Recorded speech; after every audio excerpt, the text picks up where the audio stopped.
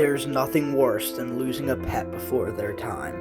And although you think you might be doing everything you can, there's actually a few things that every pet owner does that decreases their cat's lifespan.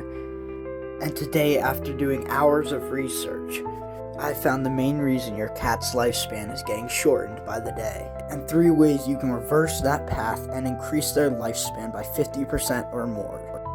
There are 3 main things every cat owner does, and the last one is so common, I'd say 95% do it. This is probably the most shocking out of all the facts I'll show you today. And the first thing that decreases your cat's lifespan is actually not playing with them. And here's why. When you play with your cat, they are very active, and they stay healthy.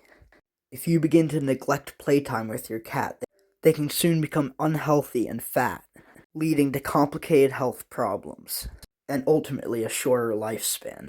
So basically, the answer for this problem is just to make sure to play with them more, make sure they're active, and make sure they're living the best life you can possibly give them. Which brings us to the very complicated number 2. Make sure you stay for number 3 though, because it is so shocking I couldn't even believe it. Alright, the next cause of an early death in cats is actually letting them be outside. Now, before you say this is ridiculous, I'm not implying that they can't go outside. I'm saying it needs to be done correctly. The statistic I'm about to show you is so mind-blowing that you may never let your cat out again, because the average lifespan of an outdoor cat is 2 to 5 years. And just to put this in perspective, the normal lifespan of an indoor cat is 12 to 17 years. Meaning keeping your cat inside could literally improve their lifespan by 100%. But this issue is complicated and I want to discuss it a bit more. Of course, we want our cats to be happy, and they're naturally meant to be outside.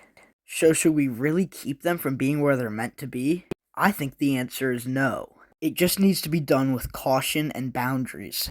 Be responsible when you let your cat out. Make sure they can always come back in. Make sure they're treated against all diseases.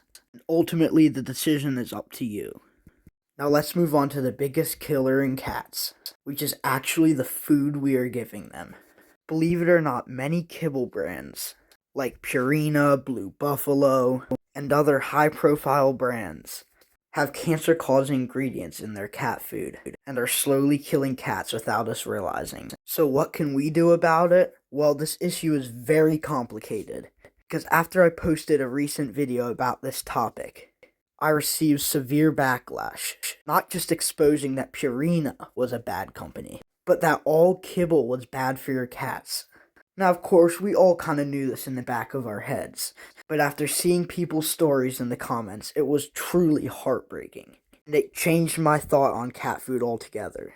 And I've kind of come to a conclusion that we really shouldn't be feeding our cats kibble at all. In fact, if we want healthy, playful cats, we should try to align their diets with what they would normally be eating, instead of dusty, processed kibble. And here's the advice I have for you. Go do a lot of research on the internet for yourself. And if you're still interested in this cancer-causing cat food crisis, go check out my video with over 30,000 views, covering everything you need to know on this topic. The video's on your screen now, so why don't you give it a click. Anyways, thanks so much for watching. Subscribe and like if you found this helpful. And yeah, have a great day.